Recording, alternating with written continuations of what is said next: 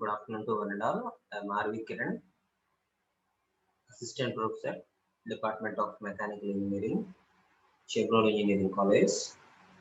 Today, in this video lecture, I'm going to explain you about the Hooke's joint. It is also called as universal joint also. And this is my 16th lecture regarding to the subject kinematics of machinery. So in the last classes, we have discussed about the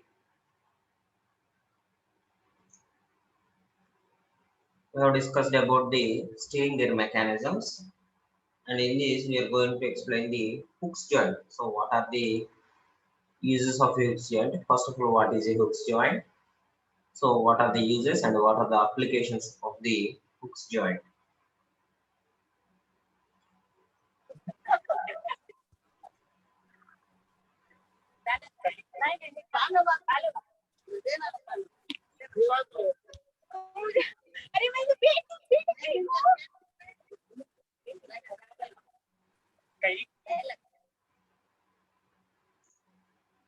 So first of all, what is a universal joint and what is its purpose? So universal joint అన్న hooks joint అన్న ఒకటే number రెండు, దీన్ని universal coupling అని కూడా అంటారు. So అన్ని కూడా ఒకటే.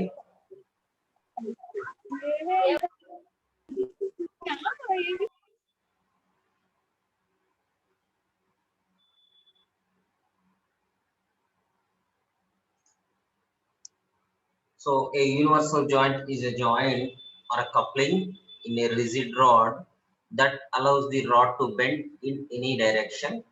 So this universal joint is used to bend the rod in any direction, that is for using of rods in any direction. So this is a joint or a coupling in a rigid rod. Rigid means not having any movement. So this rod having any movement, that is called as a rigid rod, that allows the rod to bend in any kind of direction. So here in the picture you can see the universal joint.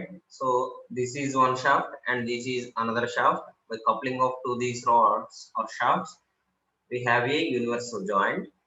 And the main purpose of the universal joint is to transfer the torque from one plane to the other plane. So this shaft consists of one plane and the second shaft consists of the other plane. So the basic purpose of the universal joint is to transfer the torque from one plane to the other by retaining whatever rational energy applied to the shaft. So whatever applied is to the shaft is taken from the universal joint. So here you can see the fixations of the shafts. So this is one fixation and this is one fixation. So this is the horizontal fixed joint and this is the vertical fixed joint of the universal coupling.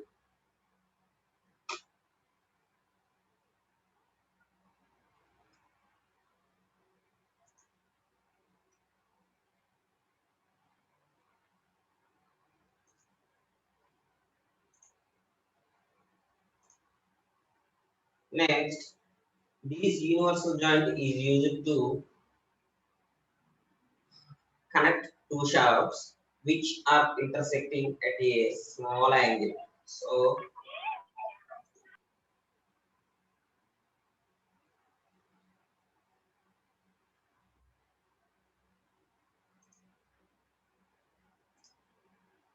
which are intersecting at a small angle. You can show it in the figure. So this is one shaft and this is another shaft.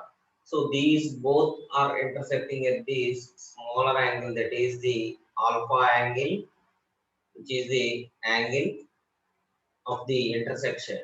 And the end of each shaft is 4 to 2 U type and the each 4 provides two bearings for the arms of a crosses. So this is the forked end. So you can see the forked end here, and in the second shaft this is the forked end. So these forked ends provided with a U type and each fork provides two bearings. So you can see the bearings also.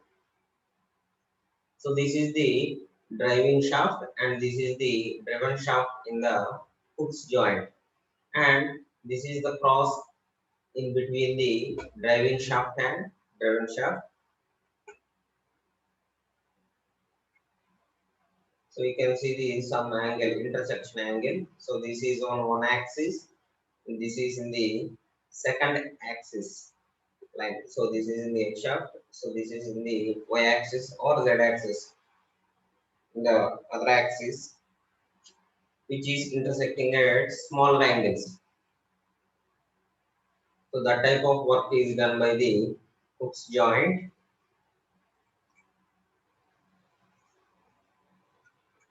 Next, a universal joint hooks joint is in a rigid rod that allows the rod to bend in any direction, and it is commonly used in shafts that transmits rotary motion. So this is the main application of these hooks joint, which allows the shafts to transmit the rotary motion. So the shafts are going to rotate in the rotary direction and also transmits the motion from rotary direction to the rotary motion. So that is the main purpose of the universal or hooks joint, and it consists of a pair of hinges located close together. So this is the hinges. So this is the first hinge and this is the second hinge,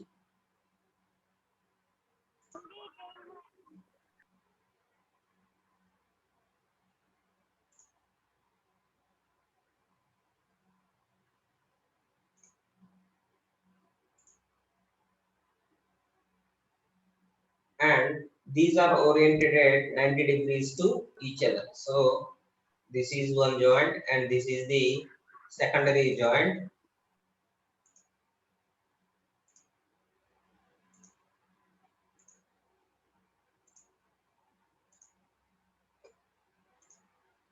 which is connected by a cross shaft. So this is connected by a cross shaft. So you can see the angle between the two hinges. So this is the horizontal joint and this is the vertical joint. So these are fixed at or oriented at 90 degrees to each other. So it consists of a pair of hinges located close to each other.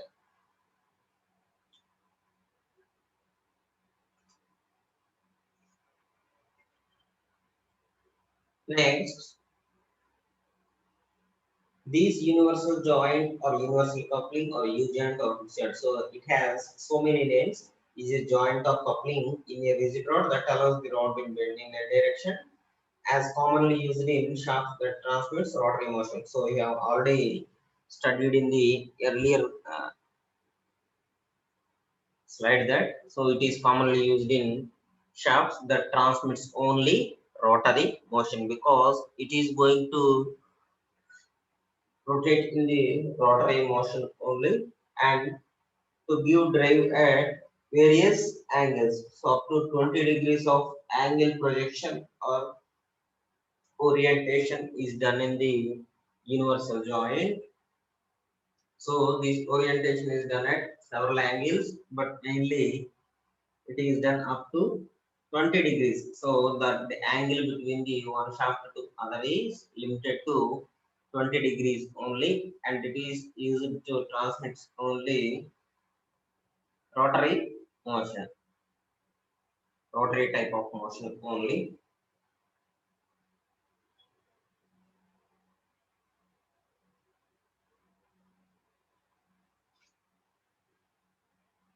Next, this is the universal joint. So original ఎలా ఉంటుందమ్మా మనకి, so మనకి automobiles లో ఎక్కువగా use చేస్తుంటాం. So ఇది ఒక shaft, ఇది ఒక షాఫ్ట్, దీని మధ్యన హింజ్డ్ జాయింట్స్ ఉంటాయి. మనకి టూ హింజ్డ్ జాయింట్స్ ఉంటాయి, ఒకటి వర్టికల్ గా ఒకటి హారిజాంటల్ గా రెండు ఉంటాయి. సో ఇది రొటేట్ అవుతా ఉంటది అనమాట, either clock wise or anti clock wise direction move అవుతా ఉంటుంది. సో ఆ హింజ్డ్ జాయింట్స్ ని ఇక్కడ చూడొచ్చు మీరు, టూ హింజ్డ్ జాయింట్స్ ని. So this is the first shaft and this is the second shaft, that is the driving and driven shaft.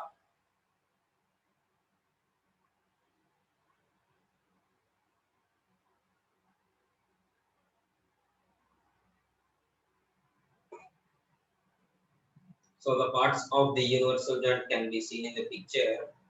This is the driving yoke, which is in the U shape, and this is the driven yoke, which is perpendicular to the driving yoke, and this is the intermittent hinge, that is the spider. So that is in the plus direction. So this is the spider here, which is hinged at 2 points, and this is the driving yoke, and this is the driven yoke.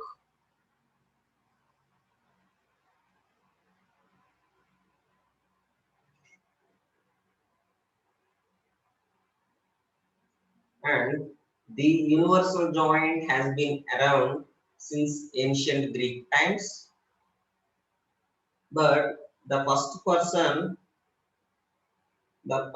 first credited with using it to transfer of drive was Girolamo Cardano, an Italian mathematician, in the 1545.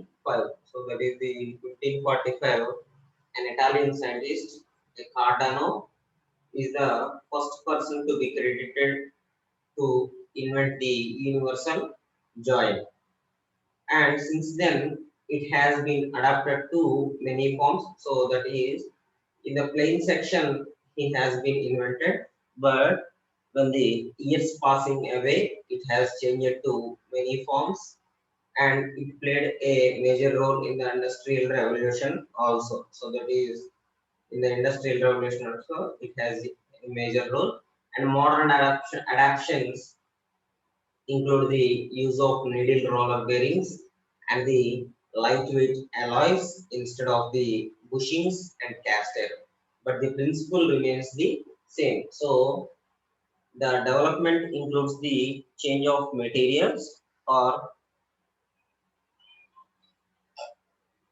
change of pure metals to the alloy sections, and change of different types of forms, that is the use of needle roller bearings or any other bearings in the sections, and lightweight alloys. So they need to reduce the weight of the universal joint. So they are using the lightweight alloys also instead of cast iron and bushings. So cast iron, comparing to the alloys, cast iron weighs more than the alloys. So they are using the lightweight alloys, but the principle remains the same in the recent adaptation also. So in the recent adaptation also, the principle remains same.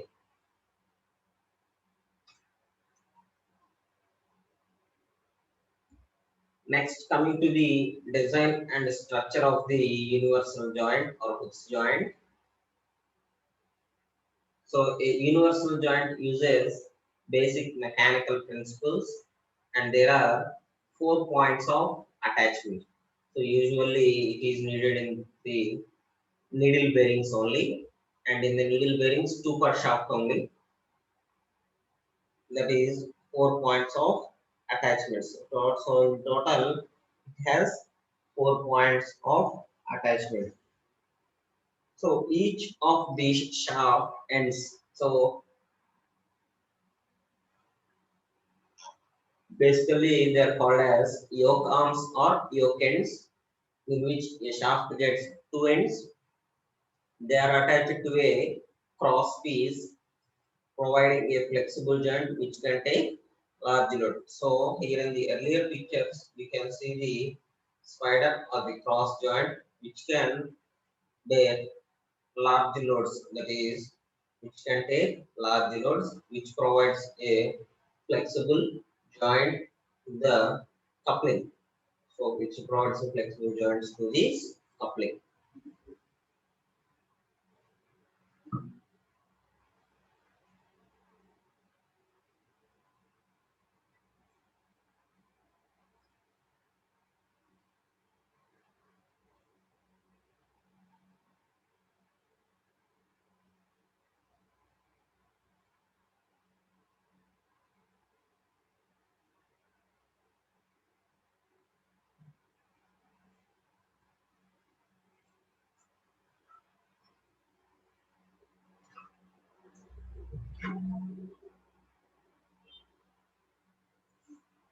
So that is the cross hinge joint.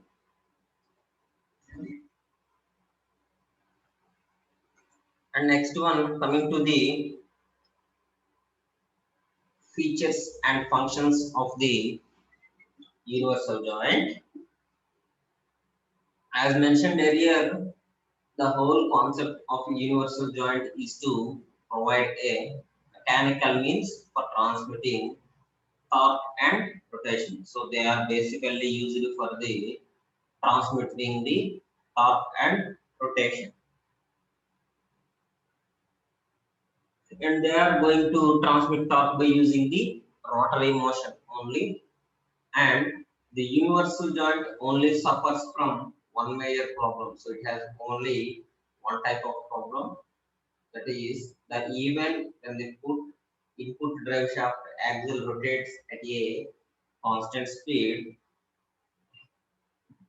the output drive shaft axle rotates at a varying speed. Varying speed, that is, it is not delivering the full speed to the driven shaft. So the driving shaft speed is varying from the driven shaft speed. So the two speeds of the two shafts are varying in that concern. So that is the major problem for this universal joint. So the energy is somewhat wasting to the output energy. So input is high and output is somewhat less than the input. So that is the major concern to the universal joint. And it is highly used for the transmitting torque only and rotation motion. That is used to transmit it in the rotary motion only.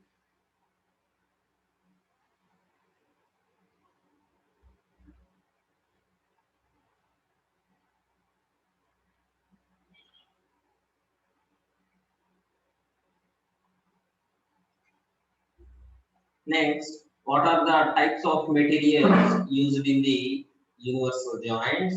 So there are many kinds of materials from the invented section, that is from the 1545. So when the years passed and the research have been produced many types of materials and alloys. So these are usually based upon the purpose of the need. So based upon the purpose and the need of the material, need of the design, they are using different types of materials. So these universal joints can be made out of almost any material depending on the application. So the basic need of the depending on the basic need of application, we can use any types of material for the universal joints. And the regularly used is the steel, that is stainless steel, cast iron, brass, or even plastic. So based upon the purpose, we are going to use it with the plastic also, that is hard plastic also based on the design and purpose. And but generally it is going on pure metals only, that is stainless steel, cast iron, or brass. And cost can affect the materials.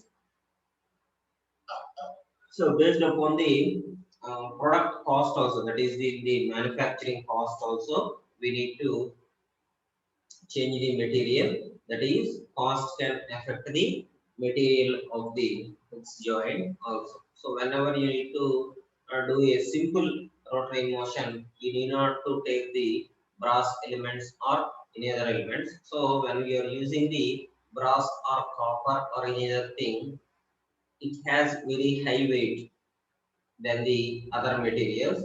But when you're going for the plastic material, it is very lesser weight than the other metals. So that is the basic changes or needs in the materials used in the hooks joint.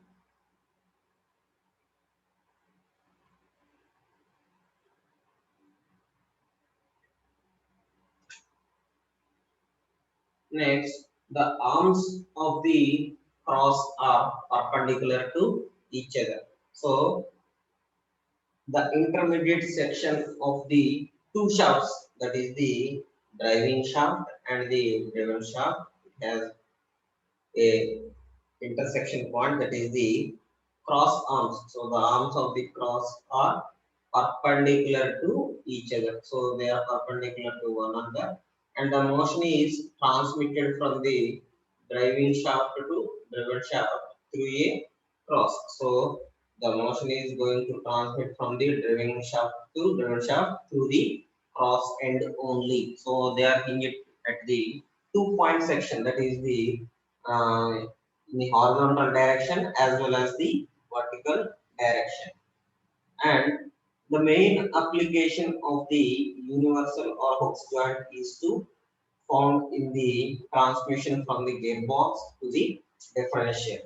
So generally they are going to transfer the motion from the gearbox to the differential axle or back axle of the automobiles. So it is called in two names, that is the back axle or rear axle or differential axle. So differential axle means back axle. And it is also used for transmission of power to different spindles of multiple drilling machines. So they are also used in the machines also, that is in the multiple drilling machines. They are going to transmit the power to different spindles. And in the universal hooks joint or transmission of gearbox on the automobile, they are going to transmit the power from the gearbox to the differential axle or the back axle of the automobiles. So that is the use of the or main application of the hooks joint.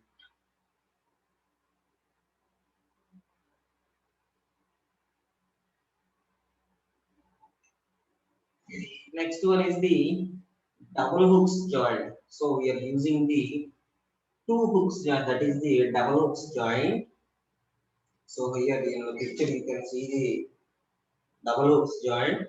So this is the driving shaft and this is the driving shaft. In between we are using the intermediate shaft. So these are linked to some angle to each other. So in the A shaft, it is connected to the driving shaft and some angle to the B shaft, and B shaft is connected to C shaft with some angle, that is called the alpha angle. So it consists of two driving shafts and an intermediate shaft in between them. So the velocity of the driving shaft is or a driven shaft is not constant but varies from maximum to minimum values. So they are going to vary in the maximum to minimum values. So in order to have a constant velocity ratio of the driving and driven shaft, we are going to introduce a intermediate shaft with a hooks joint at each end. So in order to have a constant velocity ratio for the driving and driven shafts, we are going to use this double hooks joint with the help of an intermediate shaft. So we are using an intermediate shaft with a hooks joint at each end. This type of joint is called as double hooks joint. So based upon the purpose, we are using these double hooks joint, but generally only hooks joint is used at anywhere in the industries or the automobile section also. But these double hooks joint is used for the special purpose needs only. So here in order to have a constant velocity ratio for the driving and driven shafts, they are using these double hooks joint. But in some special cases also we need to take this as the advantage for the double hooks joint.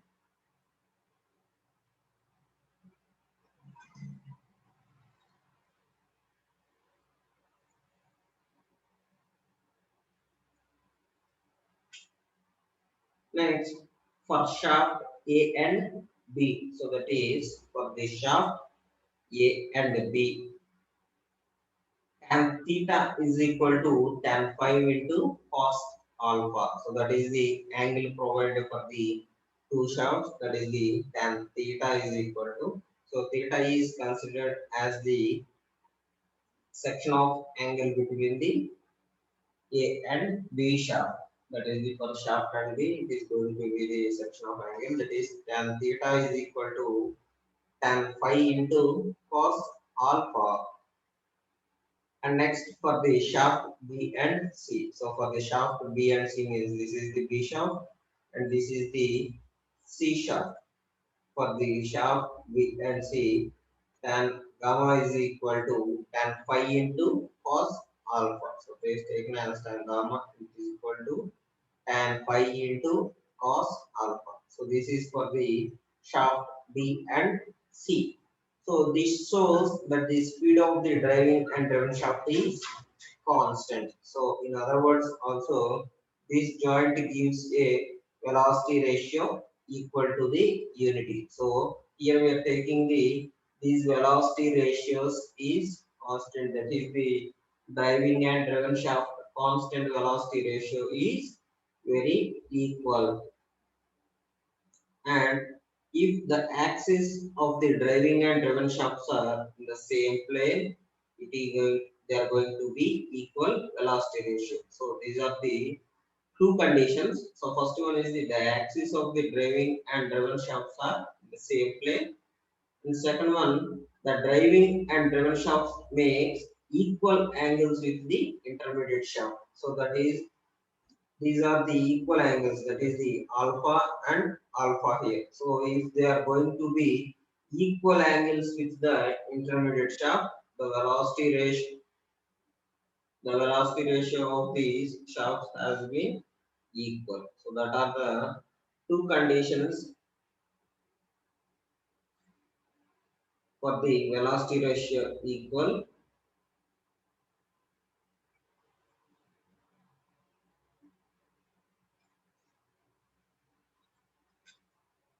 Next, these are the types of universal joint. So this is the normal universal joint and this is the double universal joint. So in a normal universal joint, so this is the driving shaft and this is the driven shaft. In between, it is attached to a cross joints in which it is fixed. So these are fixed, and this is the double universal joint. So this is the double universal joint in which it has an intermediate shaft between them. So this is the intermediate shaft in between the two shafts, that is the driving shaft and the driving shaft.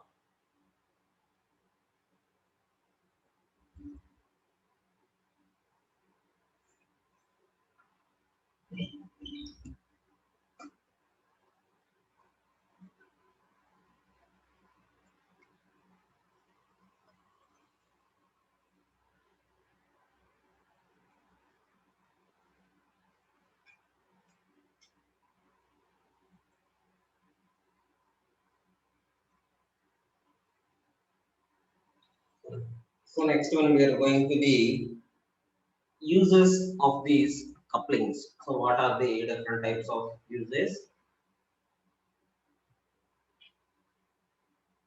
They are used to provide for the misalignment of the shafts or to introduce mechanical flexibility. So to introduce the mechanical flexibility of an misalignment of shafts, they are used to, and to reduce the transmission of shock loads from one shaft to the other shaft. So they are going to reduce the transmission of shock loads from one shaft to other. So by using these hooks joint, the shock loads is to be reduced. And next one, to introduce protection against overloads. So when we are going to take overloads on one shaft and we are using the universal or hooks joint, so it is going to protect against these overloads. Next, to alter the vibration characteristics of rotating units. So to alter the vibration characteristics, that is the to transfer the vibrations from the one shaft to the other shaft to level the vibration characteristics. So this is also done by these couplings and to connect driving and the driven part. So to connect the driving and driven shafts, these are going to be used. So that is the main purpose of these couplings. And next one, requirements of a good shaft coupling. So what are the requirements of a good shaft coupling? It should be easy to connect or disconnect. So these are usually easily assembled or disassembled. So it should be easy to connect or disconnect. It should transmit the full power from one shaft to the other shaft without losses. So by fixing in the correct manner, they are going to transmit the uh, power from one shaft to the other without losses. And it should hold the shaft in perfect alignment. So by perfect assembly, it also is to hold the shafts in perfect alignment, and it should reduce the transmission of shock loads from one shaft to the other shaft. So it is also going to be reduce the transmission of shock loads from the one shaft to the other shaft. And last one, it should have no projecting parts. So it should have only one and only, that is the driving or driven end or intermediate end. So it should not have no projecting parts. So that are the requirements of a good shaft coupling.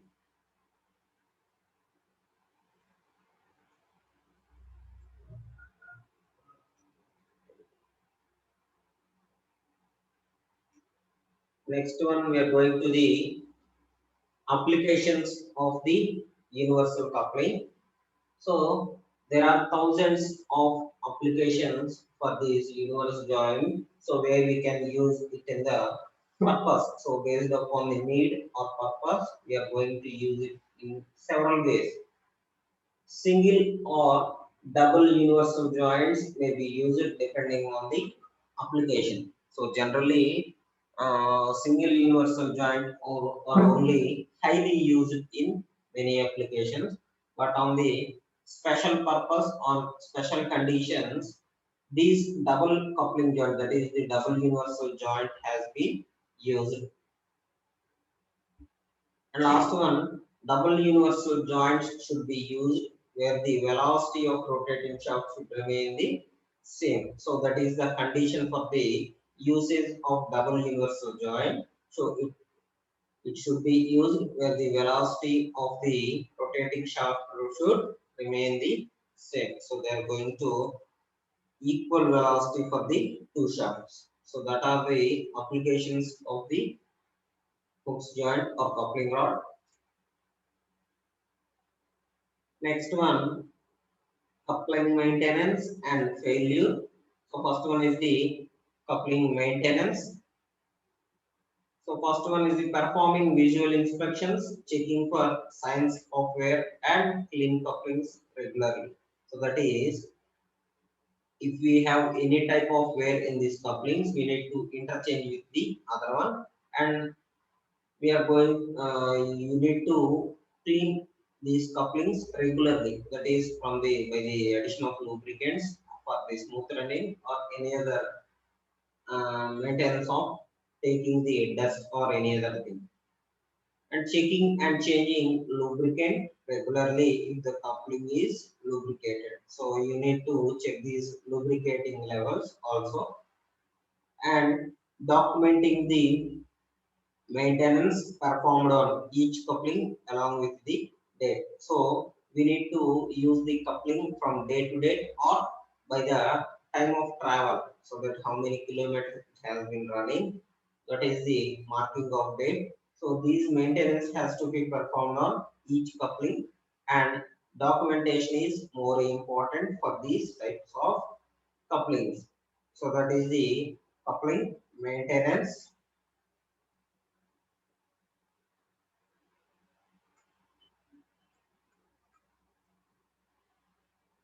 Next one is the coupling failure. So first one is the improper installation. So by improper installation, the coupling leads to failure of any unhinged joints. Second one is the poor coupling selection. So poor coupling selection of materials based upon the purpose also, by selecting the materials and by design also. That is the poor coupling selection.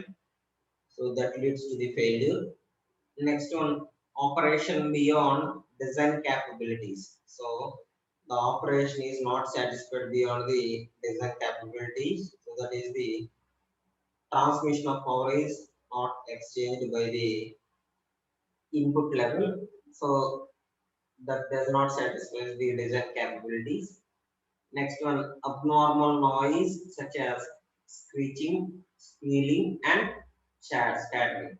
So sometimes these universal joints make such noises by the use of wear. So ఎక్కువగా అరిగిపోతే కూడా మనకి abnormal noise వస్తుంటుందమ్మా. మనం buses లో కానీ ఈ vehicles లో చూడొచ్చు, ఎక్కువ టక్ టక్ టక్ అని కొట్టుకుంటా ఉంటాయి. సో అవి అబ్నార్మల్ నాయిస్, ఎందుకంటే అరిగిపోయినాయి పూర్తిగా కూడా. అరిగిపోయినప్పుడు కూడా అలాంటి సౌండ్స్ వస్తుంటాయి. Next, excessive vibration or wobble. So excessive vibration or wobble means ready to break అని అర్థం. wobble అంటే అరిగిపోవడం పూర్తి. So that is the excessive vibration or wobble. Next, failed seals indicated by lubricant leakage or contamination. So మనకి seal వేసినప్పుడు అక్కడ leakage దగ్గర lubricants అనేవి flow అవుతుంటాయి.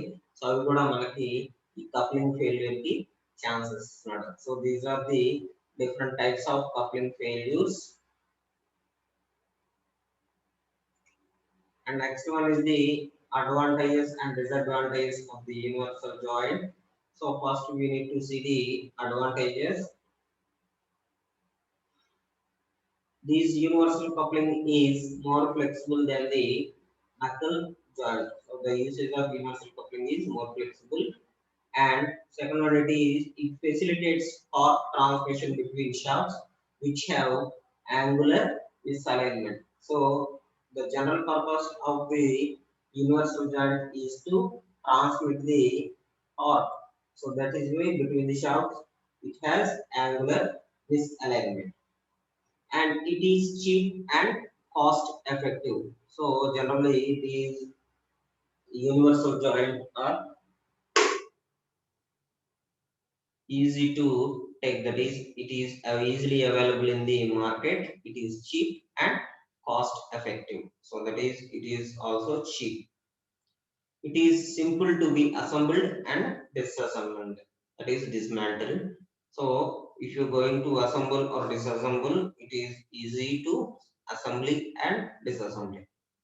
Torque transmission efficiency is high. So torque transmission efficiency is high, that is the transmission rate is very high. And the joint permits angular displacements. So the angular displacements between two shafts is not equal. So that is their alignment is not equal. So that are the advantages. Coming to the last slide, that is the disadvantages, where may occur if the joint is not properly lubricated. So lubrication అనేది correct గా చేయకపోతే మాత్రం మనకి అరిగిపోతాయి తొందరగా. So అందుకని lubrication correct గా చేసి మనకి ఈ పాయింట్ ఆఫ్ ఫిక్సేషన్ కూడా కరెక్ట్ గా ఫిక్స్ చేసుకుంటే ఎక్కువ కాలం లైఫ్ అనేది ఉంటుంది. Next, maintenance is often necessary to avoid wear. So ఎక్కువగా అరిగిపోకుండా ఉండడానికి అప్పుడప్పుడు మెయింటెనెన్స్ అంటే లూబ్రికేషన్ చేస్తూ ఉండాలి. Next, universal joint produces fluctuating motion. So ఈ యూనివర్సల్ జాయింట్ యూజ్ చేసేటప్పుడు అప్పుడప్పుడు ఫ్లక్చుయేషన్స్ అనేవి వస్తుంటాయి మనకి. సో అది కూడా ఒక disadvantage. And it does not support axial misalignment. So axial misalignment ki support చేయదు. సో అది కూడా మనకి ఇంకొక disadvantage. So these are all the different factors of the universal coupling. Thank you.